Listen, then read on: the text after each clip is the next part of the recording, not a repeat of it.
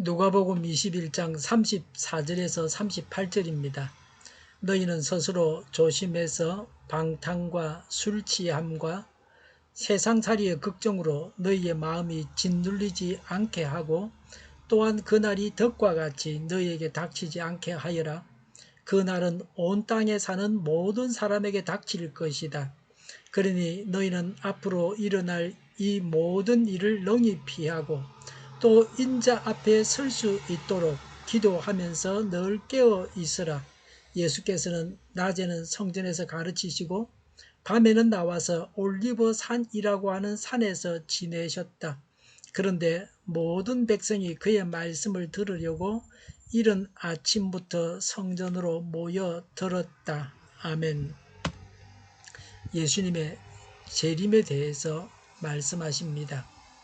35절에 그 날은 온 땅에 사는 모든 사람에게 닥칠 것이다 라고 하셨습니다.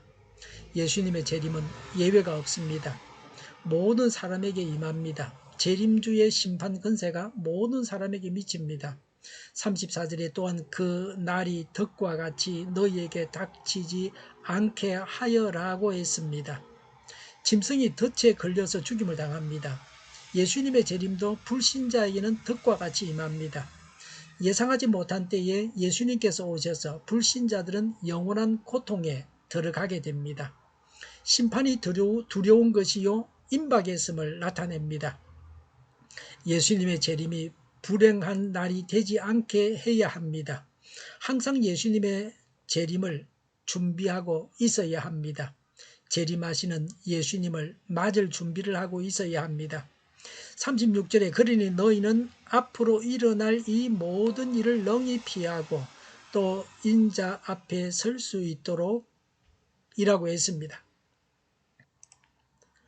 환난을 피하고 구원받아 영광의 예수님을 맞도록 준비하라는 권고의 말씀입니다.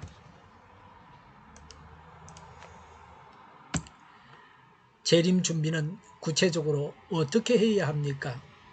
예수님께서 성도들에게 하시는 말씀입니다. 34절에 너희는 스스로 조심해서 그랬습니다. 사단은 우리와 하나님과의 교제를 단절시키기 위해서 부단히 노력하고 있습니다. 이런 사단의 세력과 맞서기 위해서 경건으로 무장하라는 말씀입니다. 34절에 방탕과 술 취함과 세상살이의 걱정으로 너희의 마음이 짓눌리지 않게 하고 그랬습니다. 방탕과 술 취함은 기분 나빠도 술 마시고 기분이 좋아도 술 마십니다. 술 취해서 사는 것이 방탕입니다. 세상살이의 걱정이라 그랬습니다. 하나님에 대한 믿음이 전혀 없습니다.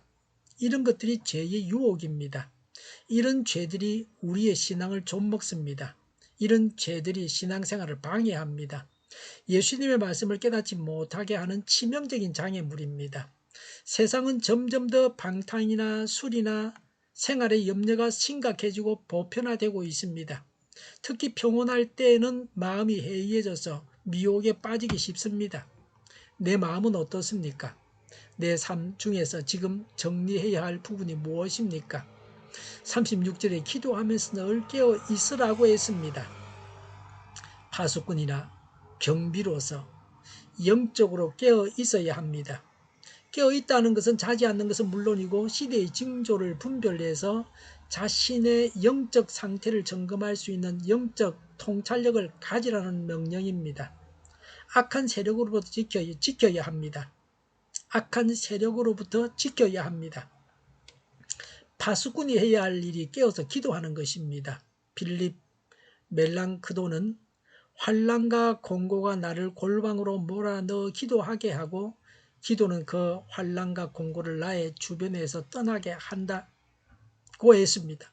성 베르나르는 기도는 모든 유혹을 물리치는 효능을 가지고 있다고 했습니다. 재림하실 예수님을 만날 준비를 해야 합니다. 준비하지 못하고 있다가 심판의 날이 닥치지 않도록 항상 기도하고 깨어 있으라고 하십니다.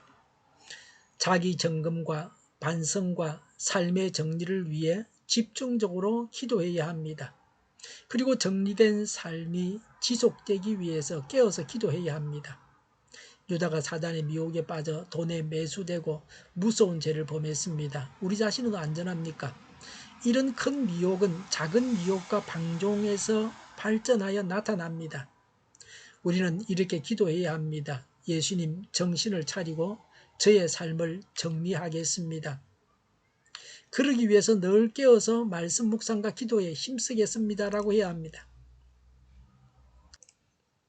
육신의 일에 마음을 빼앗기고 그의 영혼이 잠들어 있는 자에게 예수님의 재림은 갑자기 임한다고 경고하셨습니다. 노아의 때에는 사람들이 노아의 경고에 귀를 기울이지 않고 무사 안일주의에 빠졌다가 파멸에 이르고 말았습니다. 그러므로 깨어있는 자만이 환난을 피하고 영광의 예수님 앞에 설 수 있습니다. 그리고 깨어있는 자만이 예수님으로부터 칭찬을 듣게 됩니다. 예수님의 사역에 대해서 말씀하십니다. 십자가에 달리시기 전에 예루살렘에서 어떻게 마지막 시간을 보내셨는가를 말씀하고 있습니다. 예루살렘에 입성하신 주일과 월요일, 화요일 3일간의 행적을 강조하고 있는 말씀입니다. 요한복음 13장에 의하면 예수님께서 여러 사람들에게 활동하시는 것은 화요일로 끝났습니다. 수요일 이후는 제자들과 개인적인 시간을 보내시며 마지막 사역을 준비하신 것입니다. 낮에 무엇을 하셨습니까? 37절에 예수께서는 낮에는 성전에서 가르치시고 라고 했습니다. 예수님은 낮에는 가르치는 일을 하셨습니다. 38절에 그런데 모든 백성이 그의 말씀을 들으려고 이른 아침부터 성전으로 모여 들었다고 했습니다. 성전에는 그곳 백성들뿐만 아니라 유월절 행사에 참석하기 위해 모여든 매우 많은 사람들이 있었습니다. 그들은 예수님에 관한 여러 소문들을 이미 듣고 있었기 때문에 가능한 한 예수님을 직접 만나서 예수님의 말씀을 듣기를 원했습니다. 이른 아침에 백성들이 모였다는 것은 이런 열심을 잘 보여줍니다. 우리도 이른 아침에 일어나서 말씀과 기도로 하나님 앞에 나아가야 합니다. 새벽 기도를 계속 하셔야 합니다. 예수님은 성전에서 공개적으로 가르치셨습니다. 밤에는 무엇을 하셨습니까? 37절에 밤에는 나와서 올리브 산이라고 하는 산에서 지내셨다고 했습니다. 예수님께서 산에서 노숙하셨다는 말씀은 아닙니다. 마가복음 11장 11절 12절은 예수님께서 예루살렘에 입성하셔서 베다니에서 보내셨다고 했습니다. 베다니는 올리브산 기슭에 있는 동네입니다. 아마 예수님은 베다니에서 묵으신 것 같습니다. 일한 시간이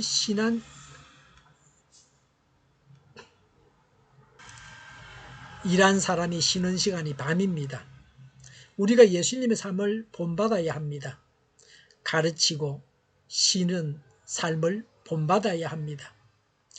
예수님의 재림을 피할 수 있는 사람은 없습니다. 예수님의 말씀대로 재림을 준비해야 합니다. 첫째, 늘 경건한 신앙생활을 해야 합니다.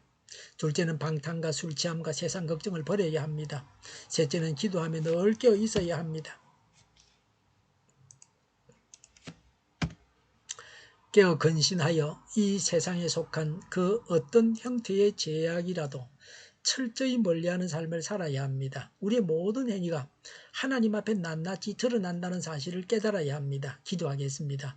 재림하시는 예수님을 맞을 준비를 늘 하게 하옵소서. 깨어 기도하고 근신하고 또 세상 염려를 버리고 성결하게 살게 하옵소서. 하나님 앞에서 살게 하여 주시옵소서. 오늘보다 내일이 더 낫게 하옵소서. 교회가 분열되지 않고 하나가 되게 하여 주시옵소서. 모든 언론이 제 역할을 다하게 하여 주시옵소서. 정의가 강물처럼 흘러가게 하여 주시옵소서. 하나님을 대적하는 법을 만들지 않게 하시며 있어야 할 법을 폐기하지 않게 하시며 있어서는 안 될 법을 만들지 않게 하옵소서. 선거구정이 없게 하시고 부정선거시 임하지 없게 하여 주시옵소서. 코로나19가 물러가고 전 세계적으로 백신을 신속하게 대량 생산해서 충분히 공급하고 치료제가 나오고 갇힌 시간이 끝나게 하여 주시옵소서. 수도권과 부산과 영도의 환자 폭증을 막아주시옵소서. 우리 동일교회가 만군을 지하게 하여 주시옵소서. 예수 이름으로 명하노니 모든 병만은 물러가고 몸의 모든 부분들은 온전하게 될지어다. 신유의 기적을 베푸셔서 지금도 저희의 질병을 고쳐주시옵소서. 코로나로 진음하는 모든 자들을 고치시고 온전케 하여 주시옵소서. 저희와 교회와 나라의 민족을 불쌍히 여겨 주시옵소서. 잘못된 것을 제거해서 성결하게 하여 주시옵소서. 교회와 나라의 지도자복을 허락하여 주시옵소서. 하나님께서 기뻐하시는 교회와 나라가 되게 하여 주시옵소서. 늘 맑은 공기를 마실 수 있게 하여 주시옵소서. 공부하는 학생들에게 지혜를 더하셔서 앞서가게 하시며 합격의 영광을 누리게 하여 주시옵소서. 오늘도 하나님 안에서 차고 넘치는 삶, 복된 삶을 살게 하여 주시옵소서. 감사와 찬양을 주님께 돌려드리며 예수님의 이름으로 기도하옵나이다. 아멘.